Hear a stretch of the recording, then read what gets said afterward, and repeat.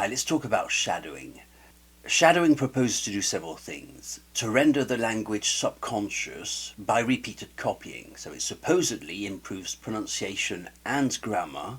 So in case you're in any doubt and you're wondering if you should start shadowing or not, here are some bullet points of what a language teacher like myself thinks of it.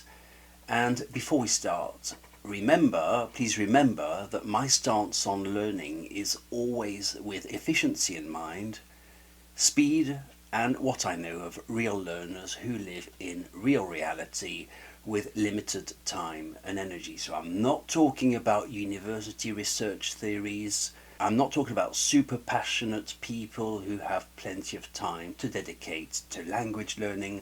I'm talking about methods for ordinary people. Well, the first thing is not a method, is it? You wouldn't start learning Italian tomorrow and say, well, I'm going to shadow Italian and I'm going to learn that way. Obviously not. So this sort of proves that it's not a method. It also proves that understanding a language is still the crucial part. It's a supplement to a real method. How much or how little you should use it isn't clear, is it? If it is a supplement, how does it fit into your program? How do you combine it with your existing method? So it is an accessory, isn't it? The second thing is I think it's unnecessary for many languages, and it might just be useful for others. Shadowing might be valid for tonal languages, for example, like Mandarin, where pitch is everything. For straightforward structural languages like French, I think it's a time-consuming waste of energy. Next is the source material, and this is why I say that these plans are great on paper, but when you apply them to reality, they often collapse. So the source material is a major issue here. There is no perfect audio source. Shadowing an audiobook isn't the same as shadowing a debate or a casual conversation.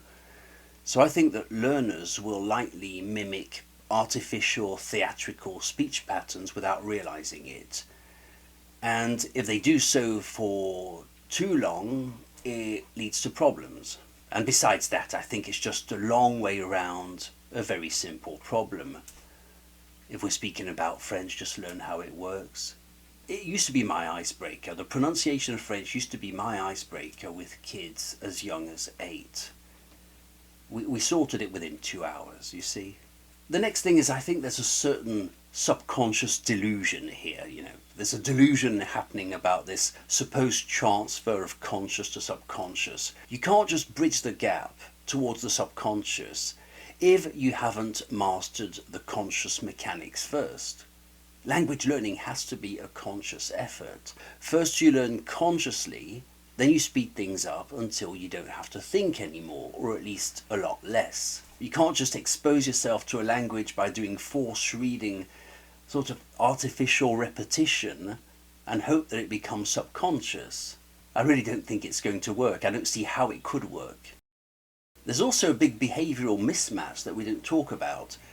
Shadowing is proposed as a casual exercise, but in reality it requires an almost obsessive-compulsive discipline and hours of tedious work.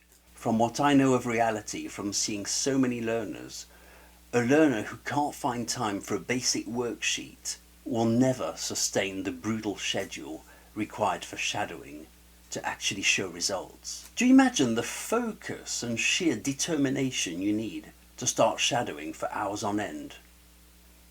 Takes a lot. My next argument is simply that it's always better to rationalize. Pronunciation is a system of rules. It's not a mystery to be absorbed.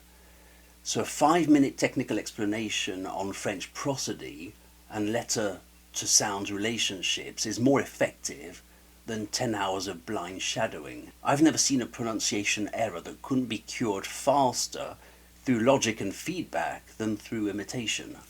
Okay, all this being said, if I had to defend shadowing, what would I say? If I had to find arguments in favour of shadowing, I'd probably say, well, why not? I admire discipline. Perhaps you want to rack up the hours of speaking, working on your vocal muscles, and so why not? And if you're hopeful it's going to lead to something, try it, tell me in a month's time how it went, what results you developed. I'd probably ask that student, have you found anything good to read? The newspaper perhaps, Little Red Riding Hood, have you already decided what you're going to learn or read? And that's a central part of the problem, is what are you going to read? I wouldn't discourage anyone, I wouldn't say no to shadowing, I mean, I wouldn't say no to anything really, but I wouldn't be able to find many arguments in favour, apart for tonal languages where it might be useful. Then again, I don't know anything about tonal languages, you see.